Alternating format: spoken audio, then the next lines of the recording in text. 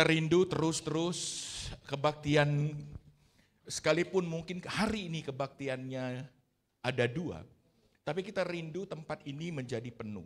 Berapa besar Bapak Ibu rindu lah tempat menjadi penuh? Ya, kita ajak teman kita, ya, rekan kita, bahkan banyak saudara-saudara sepupu kita yang bisa kita ajak.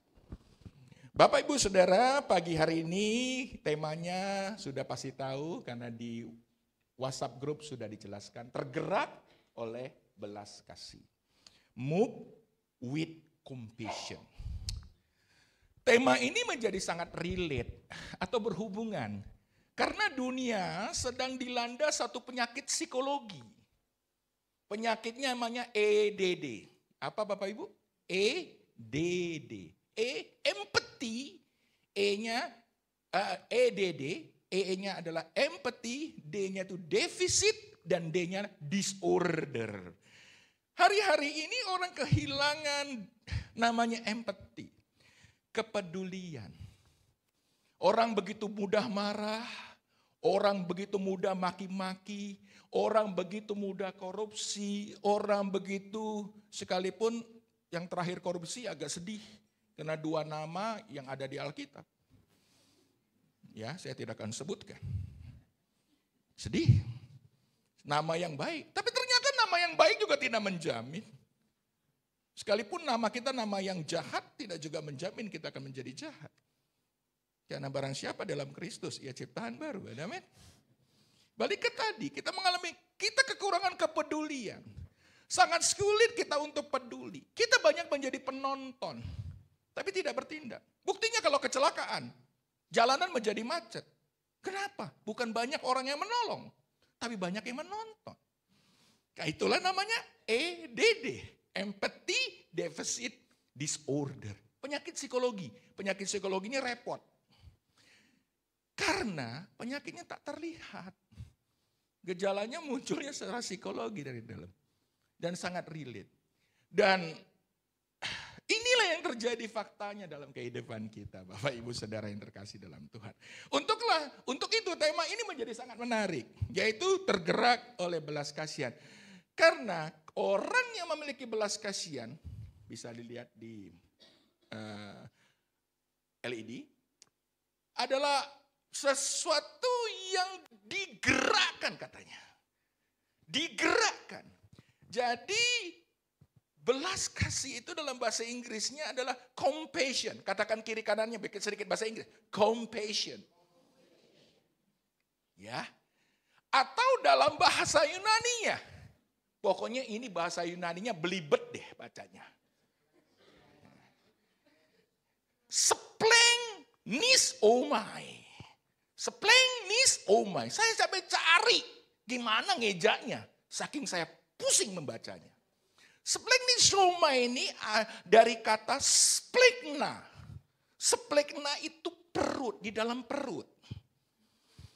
Jadi belas kasihan adalah sesuatu yang berasal dari dalam. Orang Yunani kuno tidak menyebut hati, tapi isi perut. Orang itu berkata-kata dari isi perutnya. Orang itu berpikir dari isi perutnya. Itu 4.000 tahun yang lalu sebelum Yesus. Jadi istilah splengna itu berasal dari perutmu. Apa yang kau makan itu yang kau lakukan. Pengertian mereka saat itu. Pengertian kita hari ini bahwa belas kasih, tergerak oleh belas kasih atau compassion dalam bahasa Inggrisnya. Itu adalah sesuatu yang dari dalam hati kita. Sesuatu yang gak bisa kita pelajari. Sesuatu yang bukan berasal dari otak kita. Bukan dari teori-teori yang kita baca. Splengnisomai, sesuatu yang tidak kita bisa pelajari di kelas-kelas pengajaran kita.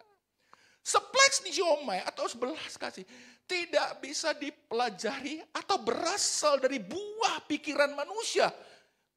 Buah pikiran manusia adalah budaya, adat istiadat yang bicara tentang seharusnya begini, seharusnya begitu. Splanchnizomai adalah sesuatu yang berasal dari Tuhan. Beberapa hamba Tuhan mengatakan ini adalah karakter ilahi. Jesus karakter.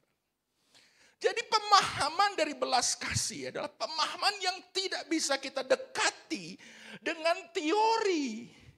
Nggak bisa didekati dengan logika kita. Nggak masuk akal. Nggak bisa kita lihat dari yang seharusnya. Karena tidak seharusnya begitu. Tidak make sense. Yuk kita baca ayatnya. Betapa tidak make sense-nya apa yang dilakukan Tuhan bagi ukuran manusia. Jadi belas kasihan menurut ukuran Rudi Langitan. Sesuatu yang out of logic. Sesuatu yang di luar dari logika. Sesuatu yang di atas segala-galanya. Karena gak bisa dipelajari. Yuk kita baca firman-Nya. Pelajari, saya akan janji 4 ayat aja hari ini. Matius 9:35. Demikianlah Yesus berkeliling ke semua kota. Ingat kata-kata berkeliling. Dan desa. Ia mengajar dalam rumah-rumah ibadat dan memberitakan Injil kerajaan sorga serta melenyapkan segala penyakit dan kelemahan. Ayat berikutnya. Melihat orang banyak itu, ya, tergeraklah. Saya protes sama ayat ini. Karena kenyataannya, setelah saya berkeliling, mengajar, memberitakan Injil, masuk dari rumah ibadat ke rumah ibadat yang lain, berjalan dari satu kota ke kota yang lain, dan dari desa ke desa, saya bukan hanya mengajar, tapi saya melepaskan orang daripada segala kutuk, membebaskan orang dari segala sakit penyakit, maka melihat orang banyak itu, maka istirahatlah saya. Itu ayatnya lebih keren.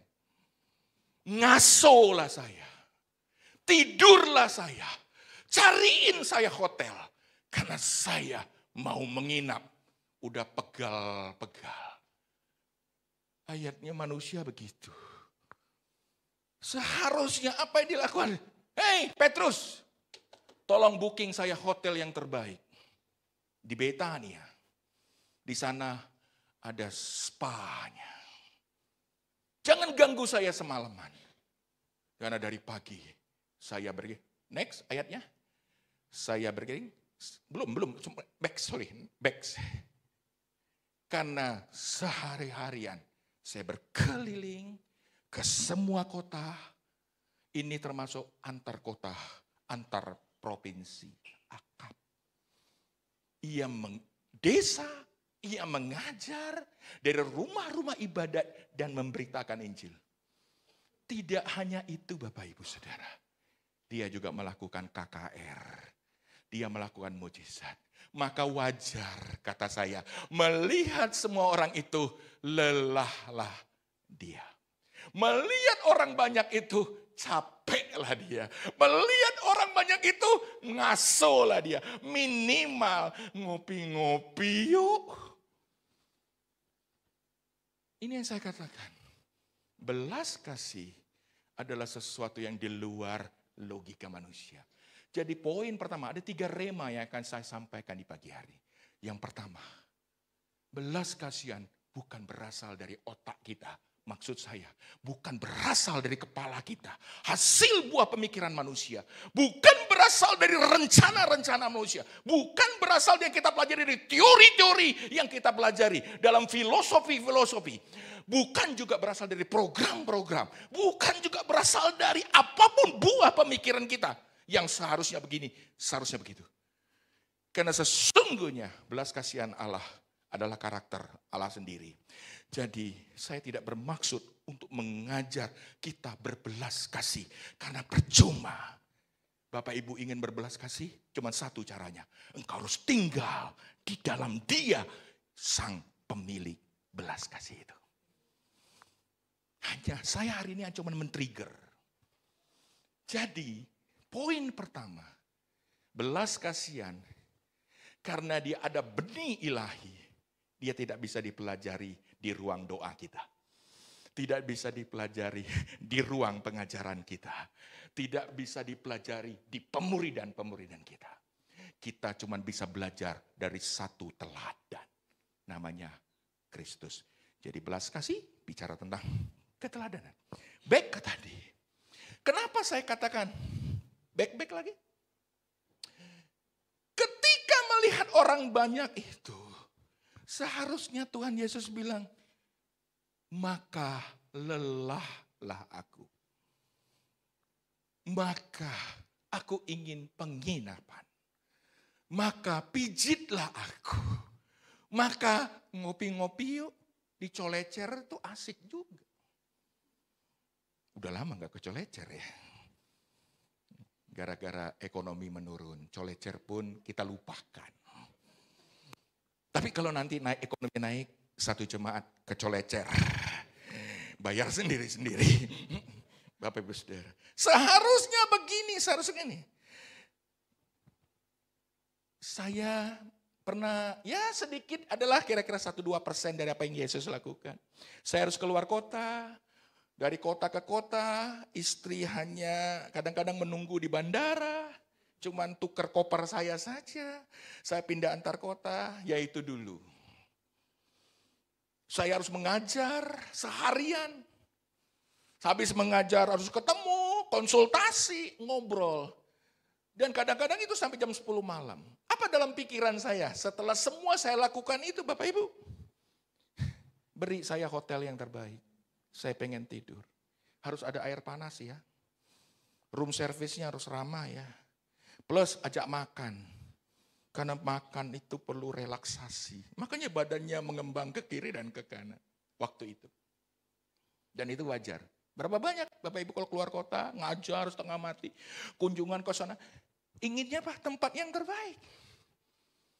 Tapi ketika Yesus melihat orang banyak, apakah itu yang dia butuhkan? Tidak. Dia terus tergerak. Pertanyaan besarnya, kenapa Yesus bisa lakukan ini? Ya mungkin sebagian kita yang menggunakan logik, berpikir logik, kan dia Tuhan. Dia kan bukan manusia. Dia bisa dong melihat langsung belas, sudah capek seharian pelayanan, melakukan mujizat, lakukan ABC. Kemudian melihat orang banyak itu, kemudian dia melakukan pelayanan lagi. Kan dia Tuhan. Dia Almighty God. Dia bisa lakukan banyak hal, betul enggak?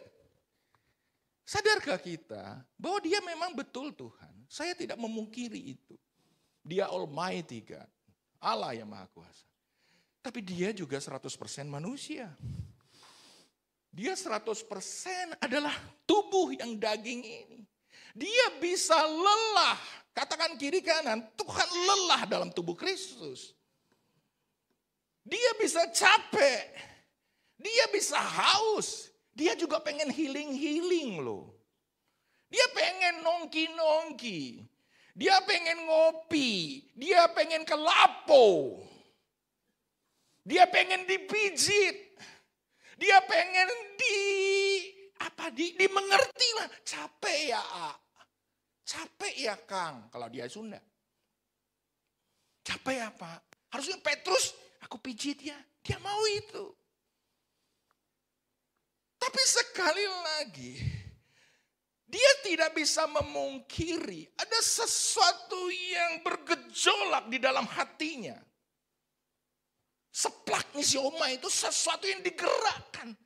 Seperti Anda melihat sesuatu kemudian tiba digerakkan. Diganggu perasaan kita. Bergetar perasaan kita. Pernah mengalami itu? Oleh karena belas kasihan kita. Aku harus bertindak deh. Pernah kita mengalami itu?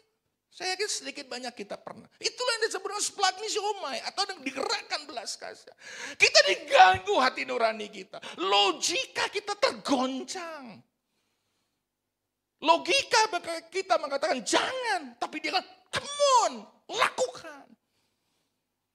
Bapak Ibu pernah ketika menghadapi orang yang susah, menderita, kecelakaan atau apapun. Kita ingin menggerakkan. Gerakan untuk menolong, compassion. Logika mengatakan, jangan, kamu tidak kenal dia. Kamu tidak kenal orang itu. Dia bangsa apa? Dia suku apa? Kau bergaul gak sama dia? Ingat kisah bagaimana ada seorang dipukuli, dirampok, kemudian luka-luka dan jatuh di kota. Ingat? Ada seorang imam lewat. Ingat kisah ini? Dia tahu compassion, dia tahu belas kasihan imam ini. Dia belajar itu, dia masuk kelas pemuridan. Tapi ketika dia mendapati orang yang sedang terluka parah, tergeletak di pinggir jalan, apa yang dilakukan oleh imam ini? Cuek aja. Kenapa? Karena belas kasihan bukan hanya ditentukan oleh mata, tapi ditentukan sesuatu dari dalam hati kita. Karena banyak orang melihat, tapi sesungguhnya tidak melihat. Jadi imam itu lewat, Yang kedua apa yang terjadi? Imam yang kerja di panggung. Namanya Lewi. Ketika mendapati orang itu dalam keadaan luka parah, apa yang dilakukan oleh imam itu? Lewi itu lewat, seakan-akan tidak mengenal. Karena apa? Tidak ada belas kasih. Sekalipun melihat. Tetapi Yesus mengajarkan ada seorang Samaria. Samaria ini tidak bergaul dengan orang Yahudi, Bapak Ibu Saudara. Ada amin? Tapi semua logika berpikir, adat istiadat, tradisi, seharusnya atau tidak seharusnya dia bergaul dengan orang yang jatuh itu. Tapi belas kasihan menerobos semua hal pemikiran manusia. Jadi seorang Samaria ini, karena dia digerakkan oleh sesuatu yang ilahi, yaitu belas kasihan. Dia tidak memandang siapa orangnya, dari mana dia berasal, statusnya apa, sukunya apa, bahkan agamanya apa. Tapi bagiku, ketika aku sedang digerakkan oleh kuasa belas kasih, aku akan bertindak. Maka dikatakan di dalam ayat itu, nanti baca. Tergeraklah hati orang Samaria itu. Kata yang sama, compassion. Segala mujizat yang Tuhan lakukan. Ketika dia berjalan, ada seorang janda menangis karena mendapati anak sulungnya mati. Dia katakan, jangan menangis. Kenapa dia bilang jangan menangis? Karena tergeraklah oleh belas kasihan dan anak itu sembuh. Ketika melayani, dia lihat ribuan orang. Sudah 3 hari ikutin dia. Sudah dijelaskan oleh Bang Freddy kalau ada salah di doa pagi. Kalau yang miss, jangan lupa minggu depan doa pagi. Apa yang dikatakan firman? Tergeraklah ia oleh belas kasihan kepada kumpulan orang-orang yang telah mengikuti dia 3 hari. Maka diberikan, adakah roti di antara kita? Jadi Bapak Ibu Saudara, poin pertama yang harus kita catat, bahwa belas kasihan bukan sebuah teori. Berhenti belajar untuk itu. Jadi kalau Bapak Ibu ingin waktu, maka ingin mendapatinya, temuilah pemiliknya. Alami kehidupan bersama dia. Berapa banyak hari ini yang engkau mungkin yang belum mengalami lahir baru? Kalau yang belum, semua lahir baru. Maka kita harus menginjil. Karena harus yang tidak ada lahir baru juga. Semua lahir baru. Tapi bagi siapa yang ragu dengan kelahiran barunya? Yuk, rekomitmen lagi. Amin? Ya, amin?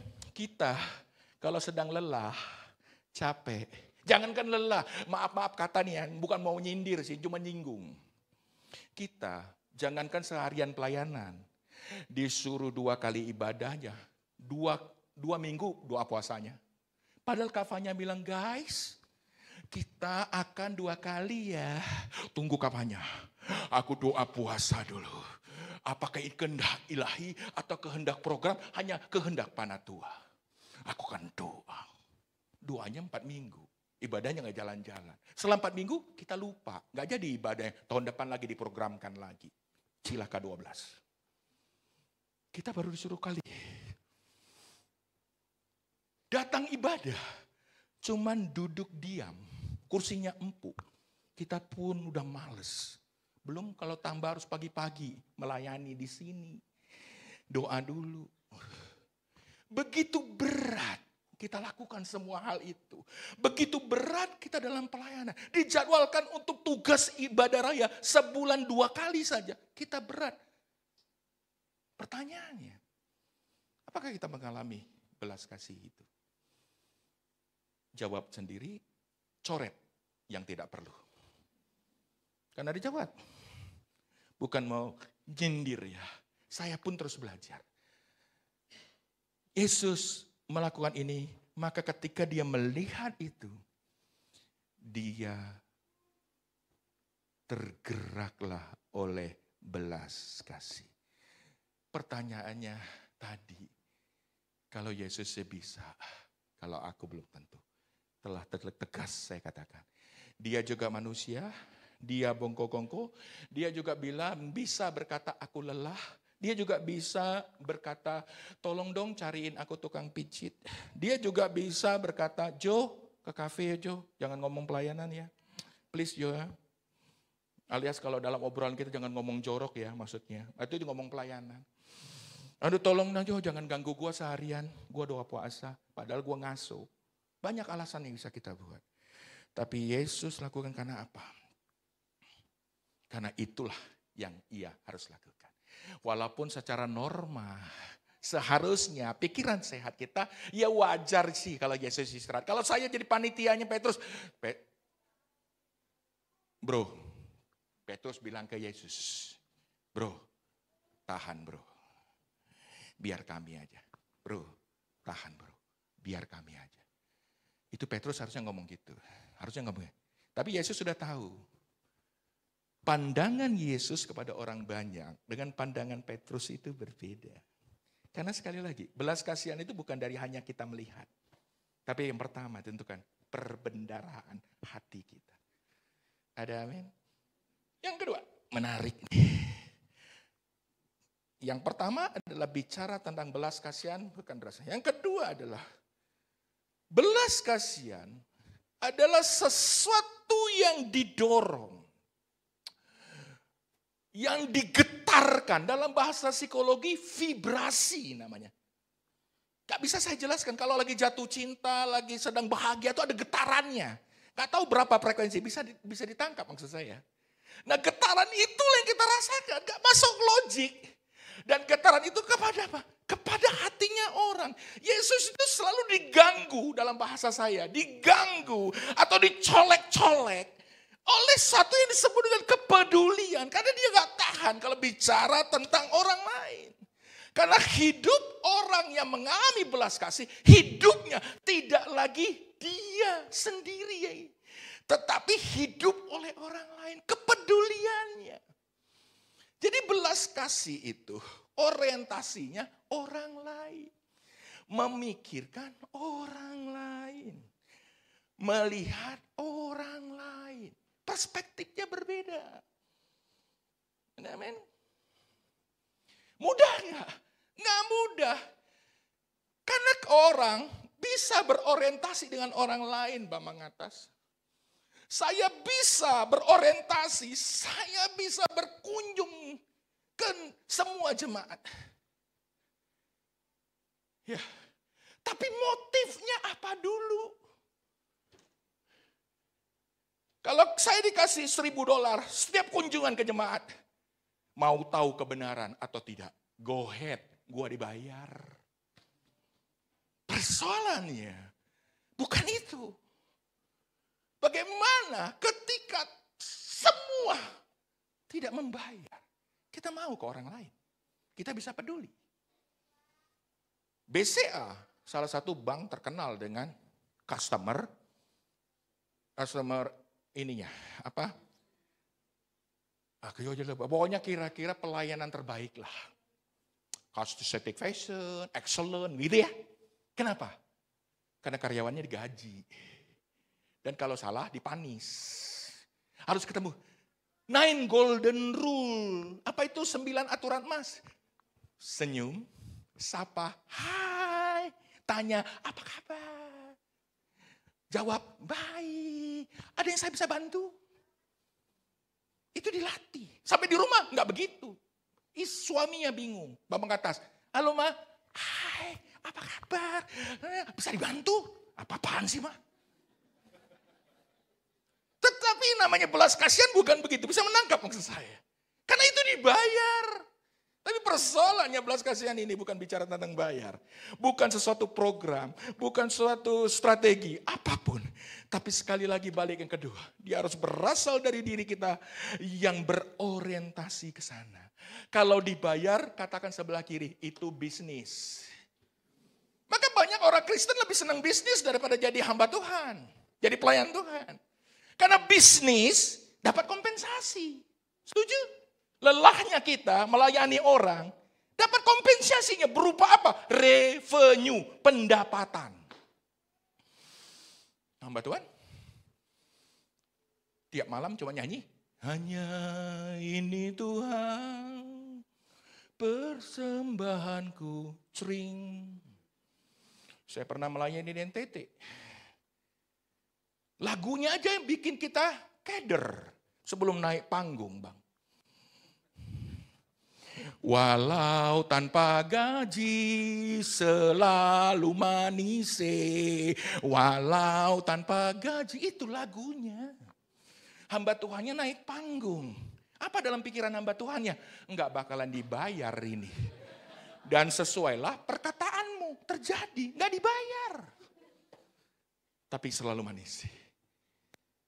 Persoalannya di dalam dunia bisnis. Kenapa orang jadi hari-hari ini orang yang melakukan belas kasih itu adalah sesuatu yang berat, Bapak Ibu Saudara. Melayani itu berat, seperti tersedot. Pernah nggak melayani kelepasan, konseling orang?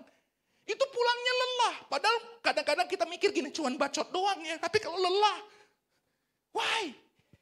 Karena ketika orang itu curhat, kita juga ikut tersedot sama dia. Tersedot masalahnya. Tersedot oleh problem-problem dengan suaminya, dengan istri, dengan anak-anaknya. Makanya pendeta pulang itu lelah dia. Kok capek hari ini? Itu yang dialami oleh Yesus. Tapi ketika dia melihat orang banyak, dia tidak bilang ini. Melihat orang banyak itu, tidurlah dia. Melihat orang banyak itu, istirahatlah dia. Melihat orang itu, tidak. Karena ada suatu api yang bisa dipadamkan dari dalam dirinya. Itu yang terjadi. Ada amin? Apa penghiburannya? Udah 5 menit aja. Apa penghiburan bagi kita yang melakukan compassion? Belas kasih. Saya ingat atau ayatun Amsal 19:17 di atas. Bapak Ibu, saya mau encourage. Firman Tuhan katakan, sepertinya kita melakukan belas kasih itu sesuatu tidak ada yang kita dapat. Betul? Bukan yang dapat tapi malah ada yang hilang seakan-akan. Kita memberi uang kepada orang miskin. Memberi kepada orang-orang yang tak berdaya. Orang-orang yang mengalami sedang scatter, sedang sendiri, tercerai-berai dalam bahasa Inggris scatter. Atau sedang worry dalam bahasa Inggris, sedang lelah, tak berdaya. Ada tindakan yang kita harus lakukan. Minimal uang kita, doa kita, perhatian kita. Lepas dari diri kita. Tapi firman Tuhan katakan ayat ini menguatkan kita.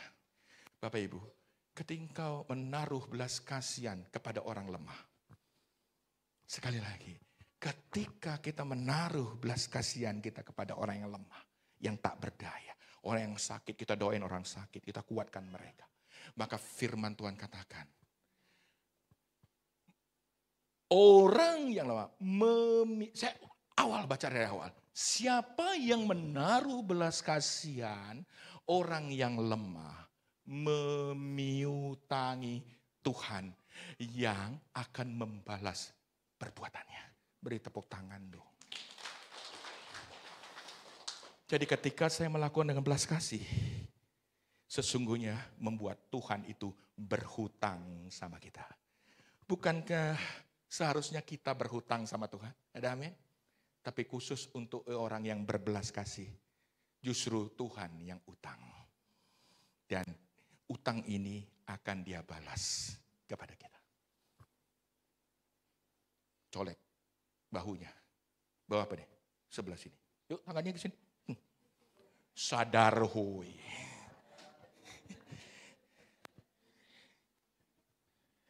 Ayat 36. Saya bacakan saja. Tiba-tiba saya ingat ayat. Tambah 2 menit lagi ya, Mas Ganteng. Ayat 36 saya lihat ini. Tiba-tiba saya ingat ini. Enggak saya siapkan dalam sebuah... saya 36. Oke, sebentar. Sorry, 37. Maka katanya, kata Yesus kepada murid-muridnya, tuaian memang banyak, tetapi pekerja sedikit. Jadi poin ketiga, setelah kita sadar hati nurani itu berasal dari hati. Yang kedua, belas kasihan itu adalah berorientasi kepada orang lain. Yang ketiga, yuk lihatlah, perhatikanlah. Dalam bahasa di sini, kelihatan bahasanya biasa aja. Sebenarnya artinya, lihatlah dengan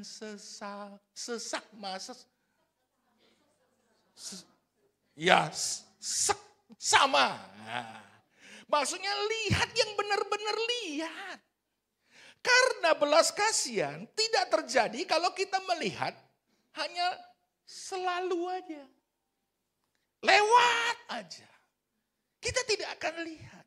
Situasi bangsa sekeliling kita ini tidak akan kita rasakan kalau kita lihat sambil lalu. Setuju? Tuhan katakan yang poin ketiga. Yuk kita lihat yang benar-benar kamu lihat. Kamu rasakan. Bagaimana apa yang mereka sedang alami. Mereka sedang worry. Dalam bahasa Inggrisnya. Dan mereka sedang scatter. Mereka sedang letih, lesu, lemah, tak berdaya. Dan mereka sedang scatter.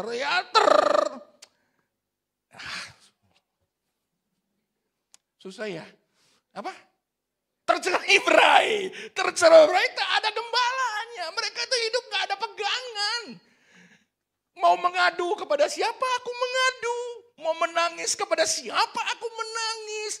Mau minta tolong kepada siapa yang harus aku minta tolong. Ya itu scatter namanya.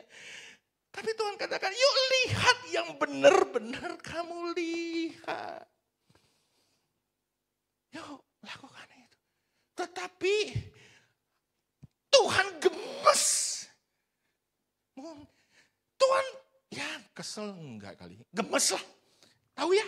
Gemes. Kok gak ada orang yang melihat seperti aku melihat ya?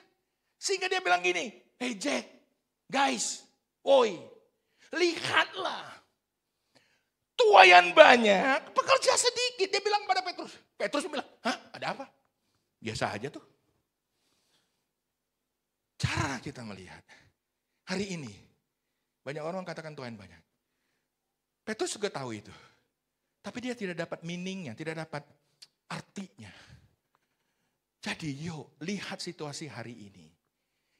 Banyak orang sedang mengalami ketidakpedulian. Banyak orang sedang mengalami kesendirian. Banyak orang telah kehilangan arah. Banyak orang hari ini tidak ada tempat untuk dia mengadu. Bukan hanya jemaat, tapi juga para pemimpin. Sesungguhnya mereka yatim piatu secara rohani, secara spiritual. Dan Tuhan ajar kepada murid-murid, guys lihatlah. Tuh orang-orang sedang bingung. Cuman Yesus bilang, yuk lihatlah. Maka digerak. Dan memberikan sebuah kenyataan. Yang juga pesan bagi kita di pagi hari ini. Bahwa yang terjadi orang-orang yang scatter, tercerai-berai. Dan orang-orang yang sedang dalam banyak masalah itu. Ada banyak di sekeliling kita. Pertanyaan yang terakhir sebelum kita tutup. Adakah kita melihat, benar-benar melihat? Adakah kita melihat berdasarkan hati yang tadi digetar? digetarkan, divibrasikan dalam bahasa psikologinya. Adakah kita melihat seperti Tuhan melihat? Kita tahu kemiskinan di Indonesia masih cukup tinggi. Kita tahu PHK di Indonesia cukup tinggi. Kita tahu yang paling menyedihkan, angka perceraiannya juga tinggi. Tapi apakah kita melihat angkanya hanya sebuah angka? Apakah kita melihat yang ini sebagai informasi?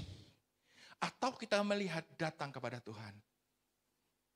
Dan kita berdoa. Sekali lagi Tuhan katakan, lihat. Lihat itu sesuatu yang keluar. Seringkali kita mencari belas kasihan Tuhan di ruang doa. Saya bukan anti itu. Sekali-sekali kita harus keluar. Karena sesungguhnya compassion lahir ketika kita melihat situasi, kondisi orang banyak. Bukan oleh program, bukan oleh teori-teori yang kita belajar dalam pengajaran-pengajaran kita, tetapi mengalami perjumpaan. Jadi belas kasihan tidak lahir hanya di ruang doa. Tapi belas kasihan terjadi di sekolah di mana engkau mengajar. Di sekolah di mana engkau menjadi murid. Di kantor di mana engkau sebagai karyawan dan di mana engkau sebagai bos. Di sekelilingmu di mana engkau sebagai anak RT juga termasuk Pak RT. Silakan dimanapun saya mau katakan lihatlah sama seperti. Tutup 3 rema. Pertama, belas kasihan itu dari hati. Ada amin? Bukan dari kepala kita. Yang kedua, belas kasihan itu memikirkan kepedulian akan orang lain. Dan yang terakhir adalah lihatlah dengan seksama. Dengan sesungguhnya, maka roh Allah akan mengalir. Yuk kita datang kepada Tuhan.